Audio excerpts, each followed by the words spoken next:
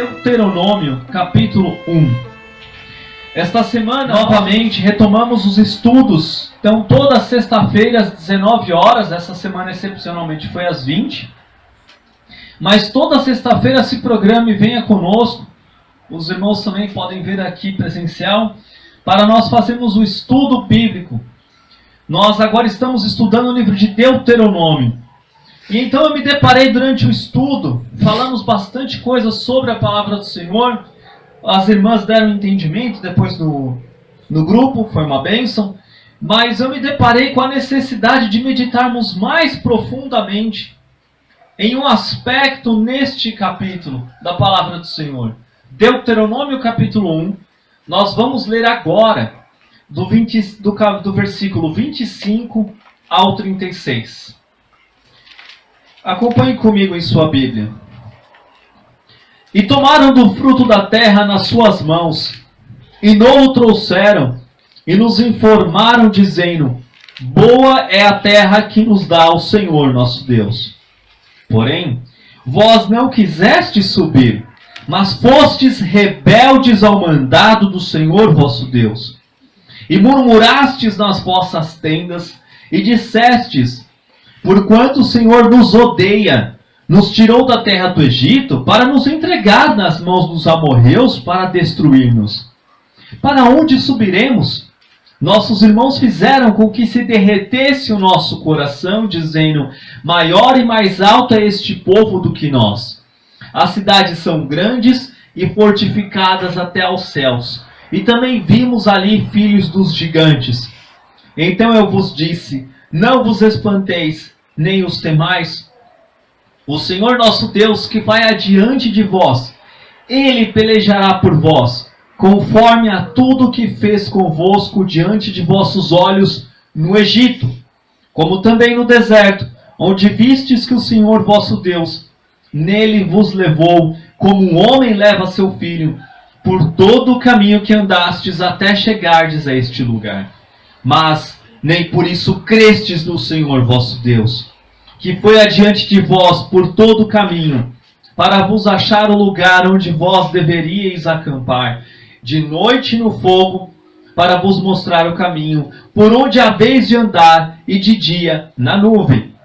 Ouvindo, pois, o Senhor a voz das vossas palavras, indignou-se e jurou, dizendo: nenhum dos homens desta maligna geração verá esta boa terra que jurei dar a vossos pais, salvo Caleb, filho de Jefoné, ele a verá, e a terra que pisou darei a ele e a seus filhos, porquanto perseverou em seguir ao Senhor. Amém. Só até aqui, irmãos, podem se assentar. 25 a 36.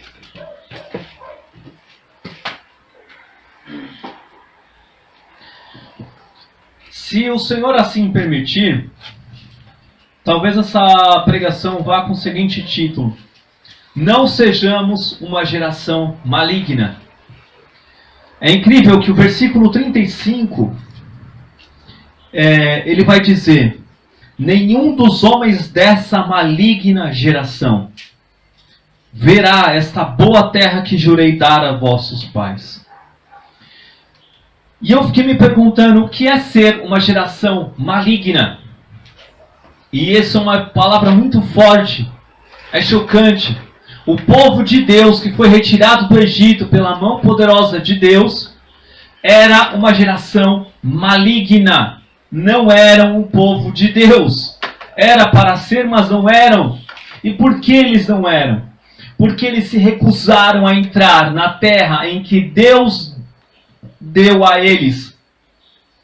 O pecado deles foi uma recusa, a recusa em obedecer. Eles se recusaram a acreditar, eles se recusaram a confiar em Deus, eles se recusaram a obedecer a Deus, eles recusaram a Deus. O povo recusou a Deus e isso é algo, irmãos, terrível. É uma tragédia. Esta é a tragédia da nossa geração. Esta é a tragédia da igreja atual. Esta é a tragédia que eu e você podemos enfrentar. Recentemente eu vi uma meditação acerca disso. Às vezes nós vemos notícias em que um avião cai e morre 300 pessoas. Às vezes nós vemos a notícia de que missionários foram mortos lá em um país perseguido. E isso é uma tragédia. Às vezes nós vemos notícias quantos são mortos, presos em países de perseguição e acreditamos que isso é uma tragédia. Irmãos, a tragédia está aqui, em ser uma geração maligna que desperdiça a sua vida com Deus e a joga no lixo. A joga no lixo do inferno. Se joga, lança-se por conta da incredulidade. Mas vejam, não é qualquer incredulidade. Este povo viu o que Deus fez no Egito. Este povo conhecia a Deus. Olharam, viram, testemunharam o poder de Deus. E eles não tinham como dizer que Deus não era poderoso, mas eles disseram. E o versículo 26, ele vai dizer o quê? Porém vós não quisestes subir. Eles não quiseram subir à terra. De todas as maneiras, eles tentaram e frustraram os planos de Deus. Agora parem e olhem comigo.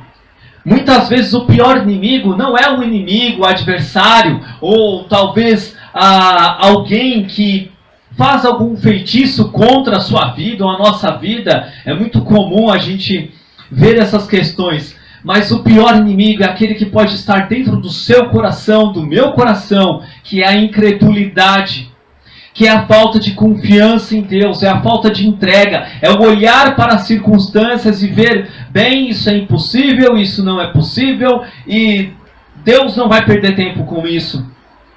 Irmãos, isso é o pior de todos os nossos inimigos. É a nossa fraqueza, a nossa covardia, a nossa pequenez. Olhar as coisas através do nosso olho. Realmente somos seres humanos limitados, pequenos. Nós não conseguimos fazer grandes coisas.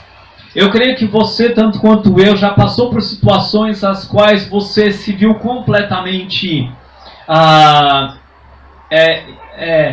alguém que não tem como reagir. Você não tem força, você não tem o que fazer. É inútil. Alguém inútil assim, mediante certas circunstâncias, como por exemplo até mesmo a morte de um ente querido, a gente fica bem, não posso fazer nada, não tenho o que fazer. Mas Deus, Ele continua sendo o mesmo, ontem, hoje e sempre. Deus, Ele chamou um povo para Ele, conforme a vontade dEle, conforme quem Ele é, não conforme nossa pequenez. Deus, Ele é poderoso. Portanto, não seja o seu próprio inimigo. Não seja inimigo de Deus na sua vida. Não deixe se abater pela sua limitação. Mas levante os teus olhos, levante a sua cabeça e olhe para Deus. Olhe para o autor e consumador da sua fé. O versículo 27 vai dizer: E murmurastes nas vossas tendas, e dissestes, porquanto o Senhor nos odeia. Irmãos, Deus tirou esse povo do Egito, Deus resgatou eles, Deus fez milagres, maravilhas, sinais, prodígios, Deus derramou muitas bênçãos sobre eles, e como Deus odeia eles. Olha como a incredulidade, ela é terrível, e o nosso coração fala do que a nossa boca fala, do que o nosso coração está cheio. E por que eles diziam isso? Porque o coração deles estava cheio de incredulidade. O coração deles estava cheio deles, não de Deus. Portanto, é necessário que você e eu estejamos cheios da realidade divina, não da realidade humana. E como ciente da realidade divina? Lendo a palavra do Senhor, se relacionando com o Senhor todos os dias, orando fervorosamente. Talvez você, tanto quanto eu, está passando por uma situação muito difícil. Situações terríveis. Onde nós perdemos completamente o chão. Onde a gente fica completamente prostrado, caído, derrubado. Mas esse é o momento de nós abrirmos os nossos lábios e louvarmos ao Senhor. Esse é o momento de nós abrirmos as nossas Bíblias e lermos elas. lermos, não somente ler como se lê qualquer livro, mas ler em alta voz, ler para você, ler com a certeza de que o que está escrito aqui não é conto da carochinha, são verdades espirituais que determinam a sua vida, a minha vida e a vida de todo um povo ao redor da terra, porque Deus é Deus, Deus é vivo, Deus é poderoso. Portanto, é necessário que a gente realmente se encha da realidade espiritual que governa as nossas vidas. Se encha desta realidade. Isso que nós estamos lendo aqui, irmãos, é a realidade de um povo que, por uma incredulidade, tornaram-se uma geração maldita. Eu não desejo isso para nós. Deus não quer isso de nós. Deus quer levantar uma geração que louve e exalte o nome dele. Mas essa geração tem de crer nele, não nas circunstâncias. Não olhar o relatório negativo, o relatório ruim, que as pessoas que não têm fé, ou aqueles que deveriam ter fé, não têm. O versículo 28 diz: para onde subiremos? Nossos irmãos fizeram com que se derretesse o nosso coração. Veja, palavras de incredulidade, palavras de falta de fé, palavras realistas, humanamente realistas, são palavras que derretem o nosso coração. O nosso coração é o centro de todas as nossas emoções. A palavra do Senhor diz que a gente tem de circuncidar o coração. E é incrível que o povo de Deus tinha um sinal, que era a circuncisão. E agora em Cristo nós temos uma aliança com Deus, que nós não precisamos fazer a circuncisão física, mas é a circuncisão do coração. Glória a Deus! Aleluia. Deus fez uma aliança com Abraão, e esta aliança está sobre mim, sobre você, em Cristo Jesus, que circuncidou, através do Espírito Santo, o seu coração e o meu. Portanto, não deixe que a realidade derreta o seu coração. Não olhe quanto as circunstâncias são maiores do que nós. Sim, são muito maiores, mas maior é o que está em nós do que o que está no mundo. Aleluia, glória a Deus. Portanto, e o que eles fizeram? A triste realidade. Eles tiveram o coração derretido. E eles colocaram: maior e mais alto é este povo do que nós. As cidades são grandes, fortificadas até os céus. E também vimos ali filhos dos gigantes. Irmãos, filhos dos gigantes. Isso é terrível, mas não é preponderante, não é o que determina. Eles acusaram, no versículo 27, diz assim: porquanto o Senhor nos odeia. Irmãos, a incredulidade nos coloca contra Deus. A mentira da impossibilidade cega os nossos corações. As nossas ações, elas são dirigidas por um amor que vai se enfraquecendo. A palavra de Deus diz: volte-se ao primeiro amor. Volte ao primeiro amor. E o primeiro amor não vê circunstâncias, somente vê Deus. E é esse amor que nós temos de nutrir. É esse amor que nós temos de buscar, de lutar por ele todos os dias. Todos os dias. Hoje nós estamos aqui neste culto para amar a Deus, para louvar a Deus, para buscar o Senhor. Porque Ele entregou o Seu Filho na cruz, também para nos dar completo acesso a Ele. Glórias ao Senhor. Por isso nós temos completo acesso ao Senhor. Portanto, ser um servo de Deus é realmente viver, não do que se vê, mas viver de Deus, de olhar para Deus, de olhar para a palavra. Viver pela fé, o justo viverá pela fé. É a esperança de olhar sempre para Deus, e sempre ver Deus, e sempre tudo vai muito além da realidade, vai a Deus, para Deus, com Jesus Cristo, com o Espírito Santo. Por isso eu te convido a abrir, deixe marcado Deuteronômio 1, abra sua Bíblia comigo em Êxodo capítulo 3, por favor. Quando Moisés foi chamado para libertar o povo do Egito, ele não tinha noção do que estava acontecendo com ele. Ele não tinha noção de quem era Deus. E é incrível, irmãos, que a palavra em Êxodo 3, versículos 13 e 14 diz assim: então disse Moisés a Deus: eis que quando eu for aos filhos de Israel, eles disseram: o Deus de vossos pais me enviou a vós. E eles me disserem: qual é o seu nome? Que lhes direi? E disse Deus a Moisés: Eu sou o que sou. Disse mais: Assim dirás aos filhos de Israel: Eu sou, me enviou a vós. Mas, irmãos, é incrível que na língua original, o hebraico, não existe essa questão do eu ser, o verbo eu ser. O que nós temos, na verdade, é uma ação contínua futura. O que nós temos aqui na realidade não é Deus dizendo eu sou o que sou, mas é eu sou o que serei, ou eu serei o que serei. Por que Deus está dizendo no futuro? Por que Ele está dizendo que Ele vai ser? Porque Ele fará. Deus é um Deus que é a partir daquilo que Ele faz. Portanto, nós não temos um Deus simplesmente porque Ele é Deus, mas Ele é Deus porque Ele faz coisas que só Ele faz. Por isso a palavra de Deus diz: a terra está cheia da sua glória. Santo, santo, santo é o Senhor. Toda a terra está cheia da sua glória. O Senhor criou todas as coisas. Toda a glória seja dada ao Deus Criador, porque só Ele criou. Mas não é uma ação que aconteceu, é uma ação que acontece. Veja ao redor, olhe para o espelho. Hoje você acordou. Hoje você está vivo. Você poderia muito bem ter acordado morto, mas você acordou vivo para glorificar a Ele. Isso é um milagre, irmãos. Isso é um poder maravilhoso. Nós não sabemos quando vamos partir daqui para a glória, para estar com o nosso Deus. Não sabemos. Podemos partir daqui a pouco. Podemos partir amanhã. Não sabemos, ou daqui a muitos anos ainda. Mas é exatamente por essa pequenez e por esse poder de nosso Deus, por aquilo que Ele é e aquilo que Ele vai ser na sua vida, na nossa vida, na minha vida, que nós devemos buscá-lo. E ter um relacionamento com Deus significa sempre ser surpreendido com a sua fidelidade e poder sobre as nossas vidas. Não olhe as circunstâncias, olhe a Deus.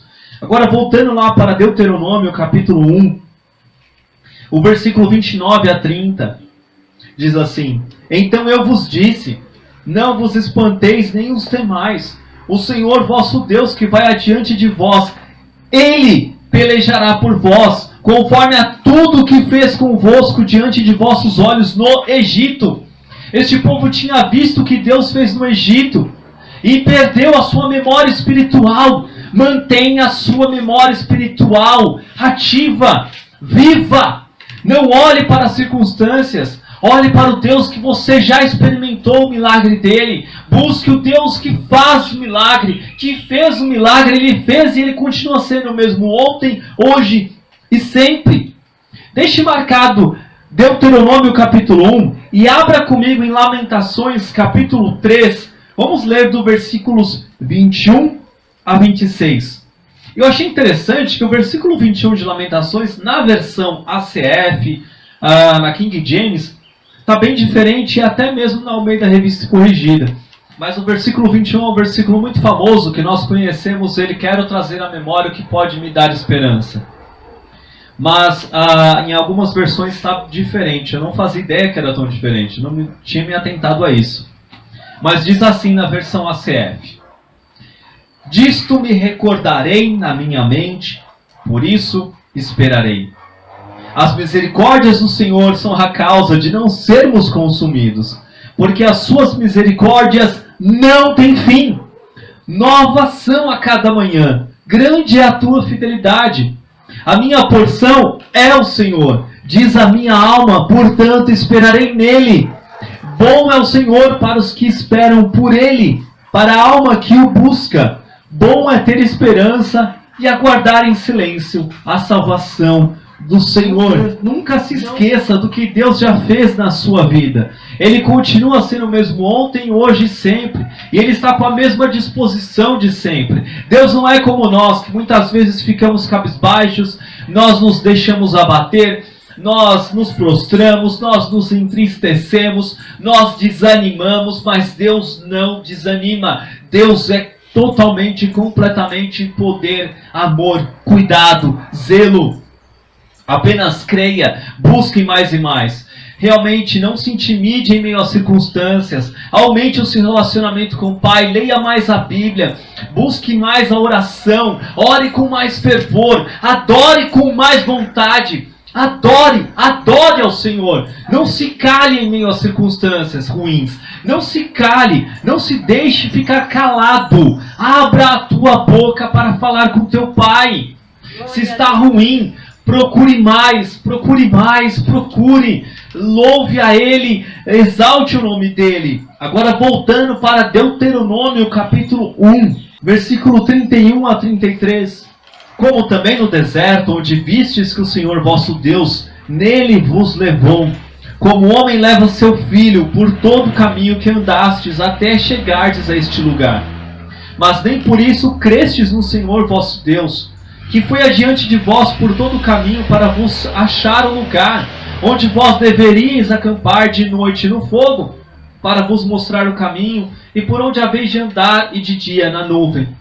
Irmãos, este povo via uma coluna de nuvem de manhã, e uma coluna de fogo à noite, e eles achavam que essa coluna era algo comum, eles achavam que essa coluna era algo normal, eles achavam que isso não era sobrenatural.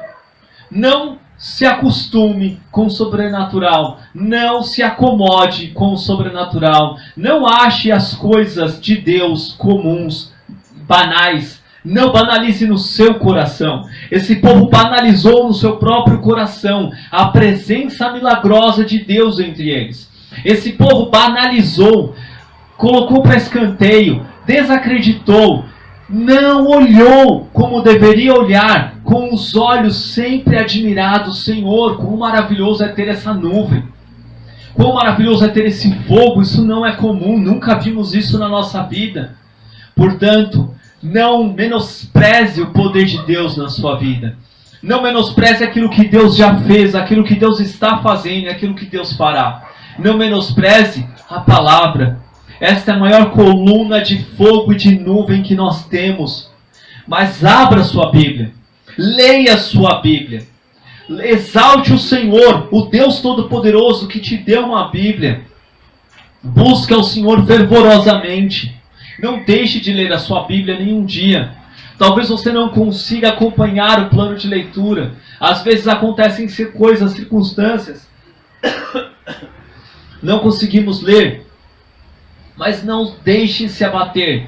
Busque, lute, persevere. Lute contra a incredulidade. A incredulidade, ela entra por onde não tem incredulidade, não tem fé, não tem palavra.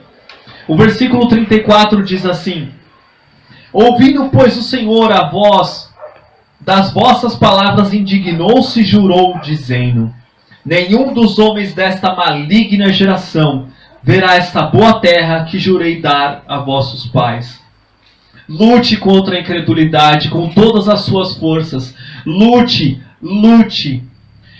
Porque a incredulidade, irmãos, você deixar a incredulidade te abater, você deixar acreditar naquilo que não se deve acreditar, que é a circunstância real, humana, limitada, é realmente um pecado de rebelião. O povo não acreditou, não creu em Deus e atrasou os propósitos de Deus em 40 anos. Talvez você se pergunte: nossa, Senhor, nossa, minha vida está muito ruim, está muito atrasado os propósitos do Senhor. Mas talvez você esqueceu e não se perguntou: será que o problema não sou eu? Não é a minha falta de fé, a minha incredulidade? O que eu preciso ter para acreditar, para ver o Senhor? Eu preciso de um avivamento. Eu preciso ser vivificado. Eu preciso ser avivado. Mas por que eu não sou? Porque eu não estou olhando para Deus. E por que eu não estou olhando? Porque eu não estou lendo a palavra e orando. Ninguém, irmãos, ninguém se enche de Deus simplesmente pensando somente em Deus. Não adianta você ficar o seu dia inteiro: bem, eu vou ter hoje comunhão com Deus, vou pensar em Deus. Você não pensa em Deus se você não olhar para Deus. E olhar para Deus é olhar para a Bíblia, lê-la, entendê-la, compreendê-la, buscá-la. buscar orar ao Senhor conforme as histórias que nós lemos reais aqui e os ensinamentos espirituais. A transformação vem, apenas persevere e busque.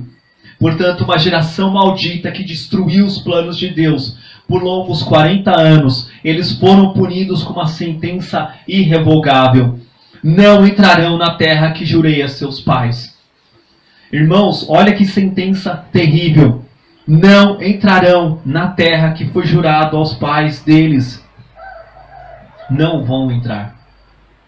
Onde você está, que você não está no centro da vontade de Deus, aonde Deus ordenou que você estivesse, mesmo com todas as circunstâncias que Ele mandou para provar a sua fé, provar a minha fé, perseveremos, irmãos. Nós só podemos e temos uma alternativa: perseverar, buscar, louvar, adorar e viver para o Senhor. Portanto, Jesus morreu na cruz para nos dar completo acesso ao nosso Pai, uma nova realidade em nossas vidas. Portanto, não desperdice a sua vida com a incredulidade. Veja o que aconteceu. Apenas 2 espias deram um relatório de fé, um relatório de acordo com aquilo que eles viram que Deus era, e de acordo com aquilo que eles sabiam que Deus é, que Deus seria, que Deus se faria, que Deus amaria a todos nós e ama. O versículo 36 de Deuteronômio 1 diz assim: salvo Caleb, filho de Jefoné, ele haverá, e a terra que pisou darei a ele e a seus filhos, porquanto perseverou em seguir ao Senhor. Persevere em seguir ao Senhor. Perseveremos em seguir ao Senhor. Nós temos esse grande exemplo de fé de Caleb e Josué, que resistiram à opinião geral da multidão incrédula. Não desperdice a sua vida acreditando na multidão. Às vezes a maioria das pessoas tem uma opinião contrária à sua fé, contrário a Deus, em incredulidade. São opiniões muito bem basadas na realidade, científicas, mas são incrédulas, são malditas. Não acredite na opinião de uma geração maldita. Não acredite na opinião de uma geração maldita que duvida de Deus, que não segue Deus. Nós devemos seguir a Jesus e não a multidão. Não siga a multidão que muitas vezes caminha para o abismo do inferno. Não. Olhe para a Bíblia, olhe para Jesus, olhe para Deus. Se encha do Espírito Santo. Mateus 24:13, não precisa abrir, mas diz assim: mas aquele que perseverar até o fim, esse será salvo. Portanto, perseveremos, irmãos, em seguir o Senhor e suas promessas, não importam as circunstâncias. Olhemos para Jesus, perseveremos em trabalhar, em viver para o Senhor, em realmente perseverar em santidade, santificação. Não tem sido fácil os nossos dias, mas vamos nos encher do Senhor, vamos nos encher mais e mais, não somente para entrarmos alcançarmos alguma promessa. Talvez você tenha promessas que você precise perseverar, mas não é por essas promessas que eu quero dizer. É pela maior promessa de todas, de termos o Senhor Jesus na glória, dele nos encontrar realmente dispostos, trabalhando em santidade e santificação. Santifiquemo-nos, irmãos. Vale a pena resistir à incredulidade do mundo. Vale a pena resistir aos convites do pecado no mundo. Vale a pena. Portanto, busquemos o Senhor Jesus. Gostaria que você se colocasse de pé agora para orarmos. Senhor, maravilhoso és o teu santo nome. Santo, santo, santo é o Senhor. Toda a terra está cheia da sua glória. A terra está cheia e manifesta a sua glória. Nós louvamos o teu nome e pedimos perdão pela nossa incredulidade. Quantas vezes nós duvidamos do seu poder, da sua misericórdia, de tudo que o Senhor fez e faria em nossas vidas. Perdoa-nos, ó Deus. Nos perdoe, ó Deus. Nos perdoe e nos ajuda. Nós nos consagramos a Ti, Senhor. Nos ajuda, Pai, a termos fé. Nos ajuda a perseverar em meio a circunstâncias terríveis, tenebrosas, desastrosas. Por favor, Senhor, Nos ajuda, renova a nossa esperança, renova a nossa fé, renova as nossas forças, Senhor. Por amor do Seu nome, nos ajuda a perseverar, Senhor. Derrama do Teu Espírito Santo sobre nós, ó Pai. Que em nome de Jesus esta semana seja uma semana diferente. Seja uma semana de leitura bíblica todos os dias, de oração fervorosa todos os dias, de um louvor, de uma exaltação ao Senhor todos os dias. Que o Seu povo, Senhor, experimente uma semana diferente, uma semana cheia da Tua presença, uma semana cheia do Senhor. Derrama do Teu Espírito Santo sobre nós e nos ajuda, Pai. Precisamos do Senhor. Aviva-nos, ó Pai, e glorificaremos o Teu santo e maravilhoso nome. Em nome de Jesus. Amém. Amém. Amém. Glória a Deus.